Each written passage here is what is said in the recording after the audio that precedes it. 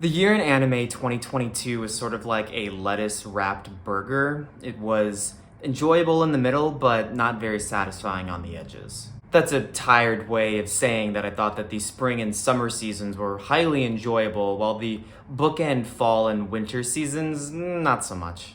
I'm actually enjoying the current season so little that I'm recording this on November 27th, a full 4 weeks before the season ends. This is because I'm only watching 2 shows this season, and I have a pretty good idea of how much I like them. But despite me feeling cold and then hot and then cold again about the anime season, I think I enjoyed 2022 just as much as I enjoyed 2021.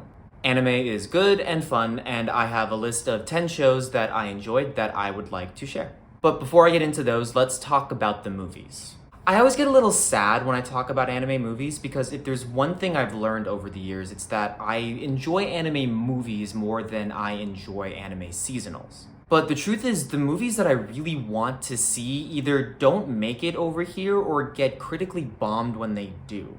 Last year in this video, I lamented that I was only able to watch 3 movies that had been released in the United States, and this year I was only able to watch 2. But just like last year, I liked everything that I saw. Bubble got a lot of really bad press when it came out, and I understand why. The world building and the plot was a bit of a mess, especially in the last 20 minutes when we're supposed to fill in all of these gaps when everything is flying at like 60 miles an hour. And I think I knew that was an issue going in, so I decided to watch Bubble on a lazy afternoon months after it had initially come out. And I was surprised that I ended up liking it. I always appreciate a high-budget rom-com, even though Bubble was marketed as this like high-paced action thriller, at least where I live. I also appreciate interesting world building, even though it doesn't really make sense why our heroes are in this sunken place to begin with. Bubble is nothing if not very pretty, and I give everyone involved an A+ for effort. I'm not gonna get into what I disliked about the stories or the characters. I didn't understand much of what was going on when I first watched it, and I refuse to do any research that harshes my buzz for this movie. Just know that I had a fairly pleasant 90 minutes watching it, and I'm always going to remember fondly time well spent. 7 out of 10. Mamoru Hosoda's previous movie, Mirai, did it for me a little less than his previous movies. I don't think it's fair to call it bad, because I think Mirai is still a delightful movie, but it's also one that I don't really care to watch again. And I think that's how I feel about Belle, but again, not because I thought it was bad, because it didn't really do anything for me that Summer Wars hadn't already accomplished. I think Summer Wars is a 10 out of 10 and one of the best anime movies ever made.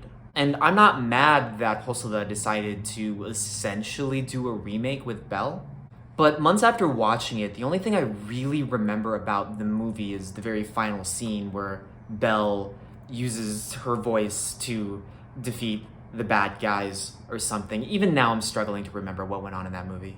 It is a Mamoru Hosoda movie though, so like a 9 out of 10? Can I really rate something that high if I don't remember that much of it? Anyway, I hope that 2023 will get some more interesting stuff in the theater.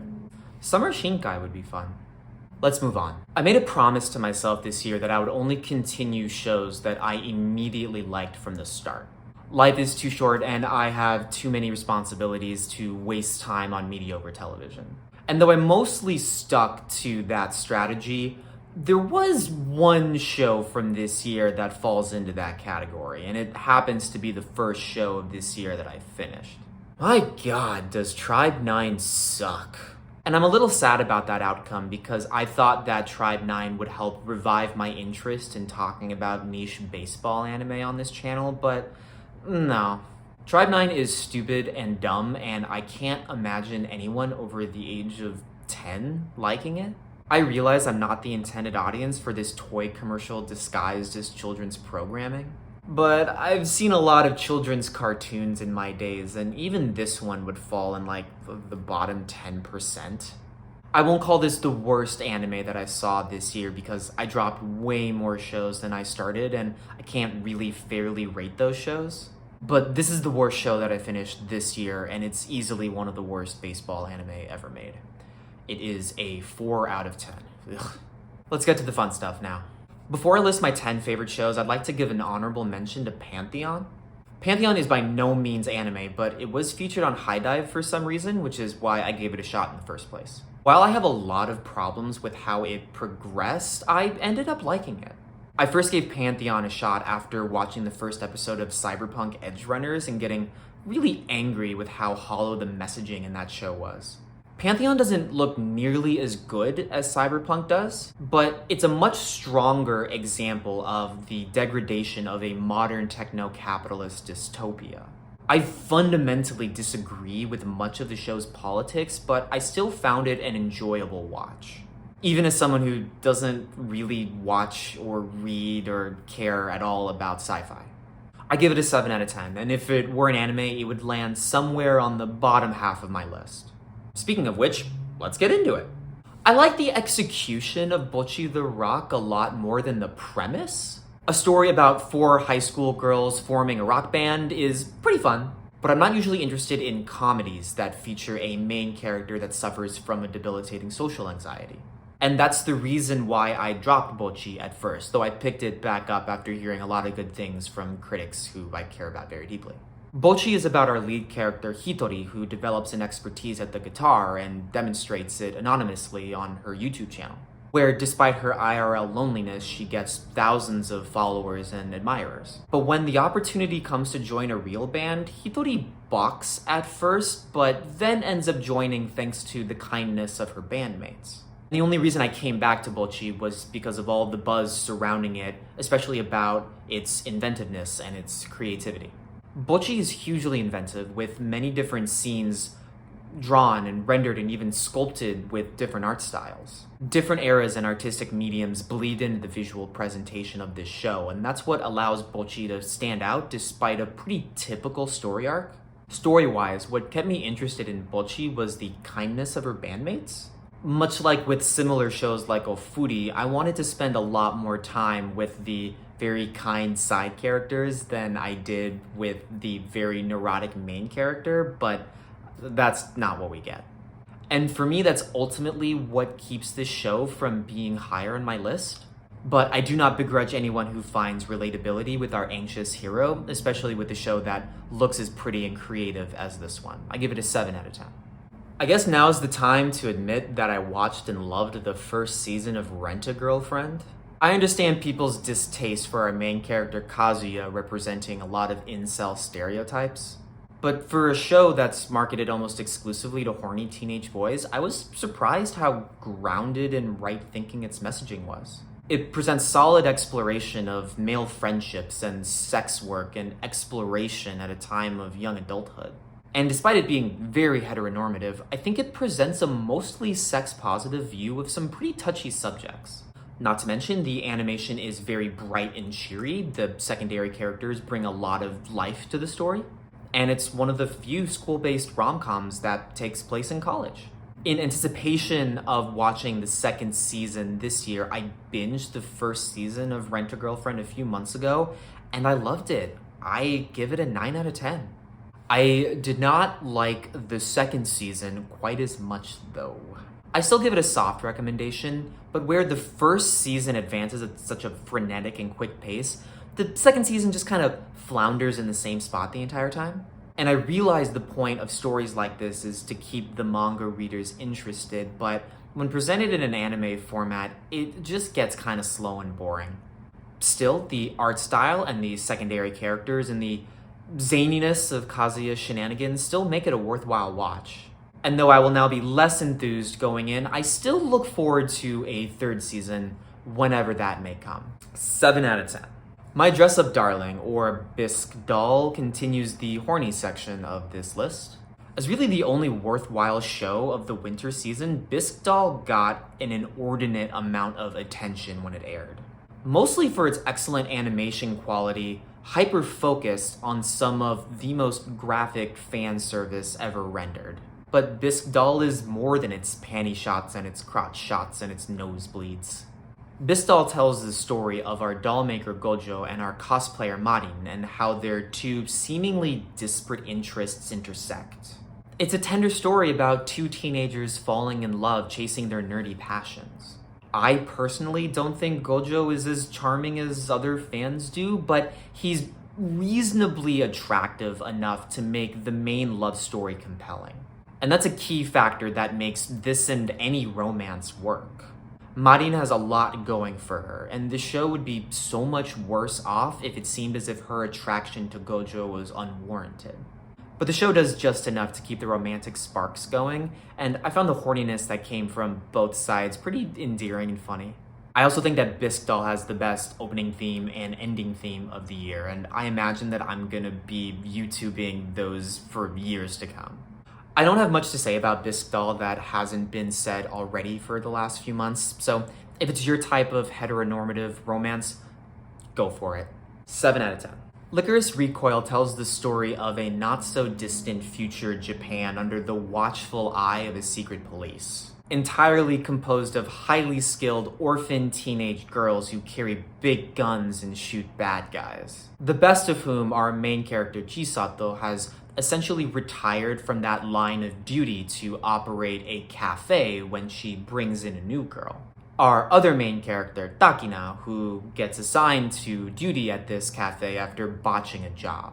And these two become good friends and partners as they team up to take down a chaos-loving final boss. There's a lot going on in this show. Nothing about Lycoris Recoil caught my interest to begin with, but I decided to give it a shot after it got some rave reviews. And after a slow and unconvincing start, I ended up liking it. I do think this show presents a lot of reactionist propaganda, but it does at least start an interesting discussion about the role of law enforcement in a mostly peaceful society. I also think it does some interesting things in presenting the motivations of people who reject violence as a form of problem solving, but it can only go so far with that philosophy because at its heart, Lycoris Recoil is a cute girls with guns show. I don't really like those very much, but you can call Lycoris Recoil the exception.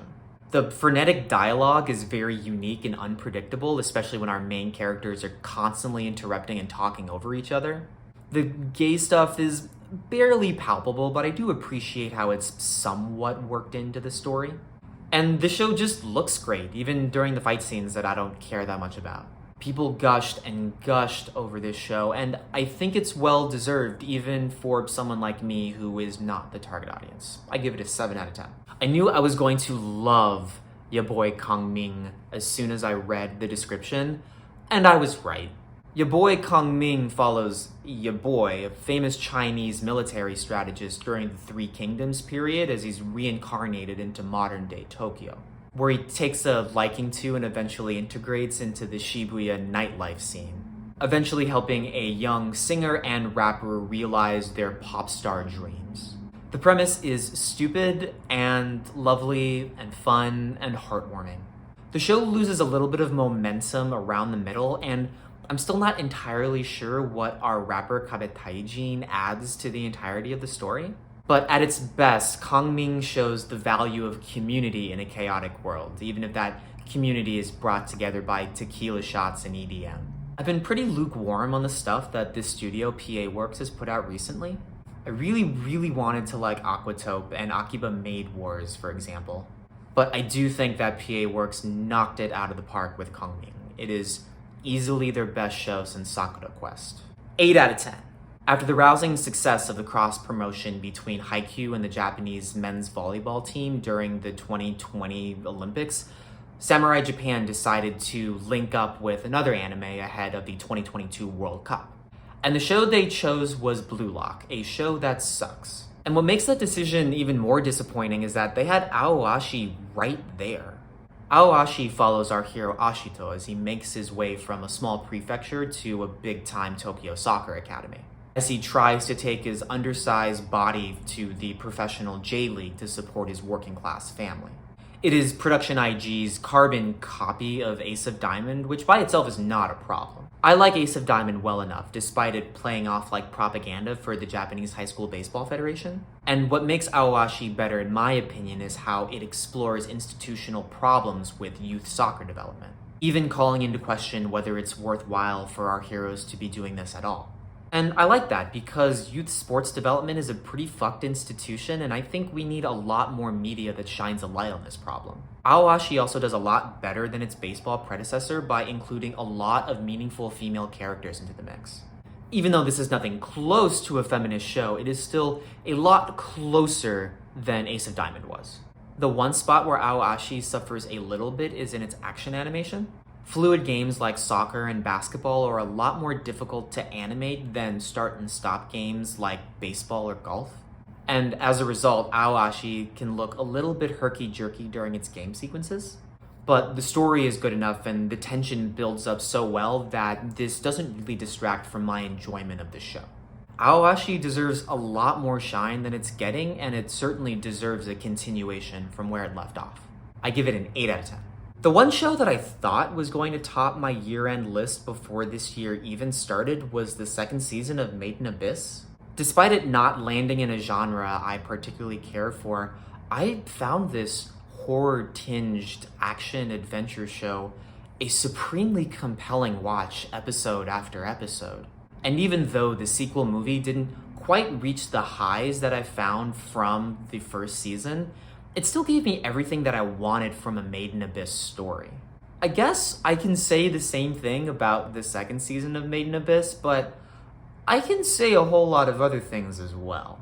The Golden City of the Scorching Sun finds our heroes descended into the Abyss's 6th layer, past the point of no return, at least for our human Riko. And this is where Shi, Reg, and Nanachi stumble into a community of hollows, protecting themselves from the horrors of their surroundings. If this was a quick stopover for a 2 or 3 episode arc, I think I would have tolerated this season a lot better. But this is where our heroes stay for the entirety of the season, and it is tedious. It doesn't help that this season delves a lot further into mysticism to explore the reality of their surroundings, introducing Riko's white whistle as this sort of magical calling piece and a series of wish-granting pills as our MacGuffin. But all of this only seems to apply in the cocoon of our Hollow House for some reason. Look, I have to admit that I don't really understand any of the mechanisms introduced in this season, but I also think it's noteworthy that I didn't really care to do the research to find out. A big part of what made the first season of Made in Abyss so compelling was how grounded in nature and physics the entirety of the show was. And all of that just flies out the window in season 2, and I think the show suffers tremendously for it. But it's not all bad. A risky move the story takes that I ended up enjoying quite a bit was how the show introduces a subplot of our original pioneers of Abyss Explorers, whose story takes up pretty much the entirety of the first episode and a few more along the way. I ended up enjoying their story a lot more than our main story, and I wanted to get more of them as this season went along. And I was happy to get my wish when we revisit their trek later on in the show. Episodes 7 and 8 of The Golden City of the Scorching Sun, which focus entirely on our pioneers, are the 2 best episodes of the entire series. Better than anything in the first season, better than anything in the second season, and definitely better than the movie. They are horrifying, and they make sure that I'm never going to watch this season again, but they also encapsulate everything that is so meaningful and wonderful and groundbreaking about this story. Those 2 extraordinary episodes alone make the entire season a worthwhile watch. But I can't say that I wasn't a little disappointed by the second season, despite the incredible highs that the show reaches once again. This is the first show whose first season I rate a 10 that doesn't get that same rating in subsequent seasons. But by no means was this season bad. Because those 2 episodes were the best episodes of anime that I had watched in 2022, I gave this show a disappointing 8 out of 10. Now, the show that surprised me the most in the other direction with its quality is Call of the Night. My partner calls it the vampire show, and I tried so hard throughout this series to explain why the show is about so much more than vampires. But it's the vampire show, and it's a really good one. Call of the Night follows our middle school hero Go as he battles his insomnia trekking through his mid-sized city at midnight. He's also found himself uninterested in school or friends or any daytime activities that society is pushing him to do. He soon meets Nazuna, our flirty vampire who promises to take him on exciting adventures after the sun sets. The initial grab of this show is obvious, as it presents these gorgeous barren nightscapes with a really intense color palette that you might only see in like 8-bit fan art. My friend calls it liminal spaces, the show, and there's certainly a lot of cross appeal for anyone who lurks in those subreddits. But what pushes my buttons is not necessarily the art style, but how sincere a romance Call of the Night turns out to be. Especially since this is a romance between a main character who we can presume to be asexual and another main character who we can presume to be aromantic. And as strange a pairing as this seems, these two kids are not brought together by a strong attraction, but by the sincere appreciation of each other's company. And I think that's really nice. And though the show doesn't explicitly acknowledge any sort of queerness from our leads, it's very much there and certainly strong. I also just love how cool this show is. The dialogue is smooth and the very jazzy music provides a moody bed to our story. It has a very sultry presentation, which makes it a little awkward that our main character is 14 years old, but whatever. I suspect the story aged him down a bit to attribute his disinterest in sex to a plausible lack of maturity instead of a pretty clear asexuality. But the way he and his friends are drawn, it's pretty easy to age them up to 16 or 17 years old in your headcanon, which makes the story a lot more digestible. And aesthetically, the show is unparalleled. This show does a lot with silence and space, even making for some of the more subtly funny moments of the year. You can reasonably describe this show as a comedy despite it looking so dark and heavy. It helps that it doesn't take itself too seriously. I don't know, I just love everything about this show, and I don't think I've ever seen anything quite like it. If Bocchi the Rock is the most inventive show of the year, then Call of the Night is very much the most unique show of the year, or at least the most unique show that I've seen. I can't give it a reasonable comparison because I don't think it has one, but I still give it a very strong recommendation. 9 out of 10. In this age of hyper niche programming, how rare is it to find a show that appeals to everyone? You can show Spy Family to a 5-year-old, a 25-year-old, and a 75-year-old, and I'm not sure which person would like it the most. Spy Family tells the story of the Forgers, a found family of extraordinary people fighting to keep the peace in our Cold War era analogs of East and West Germany. It's a spy show, it's a period piece, it's a family drama, and it's a gut-busting comedy, and I'm not sure which one it does best. It's a near perfect realization of a very broad topic, and if you're not watching it already, why are you even watching this video? You don't need me to tell you about Spy Family. It's already hit the mainstream. We're watching a show that's going to be remembered and talked about for years, and hopefully because it's going to be airing for years. The jokes in the show are as funny as anything you'll find in Nichijou or Psyche K, and the action animation is just as good as anything you'll find outside of like Mob Psycho or Demon Slayer. But what makes Spy Family stand out amongst the rest of its peers is the dynamic we get amongst the Forgers. These goobers all love one another despite their torturous upbringings and cutthroat occupations.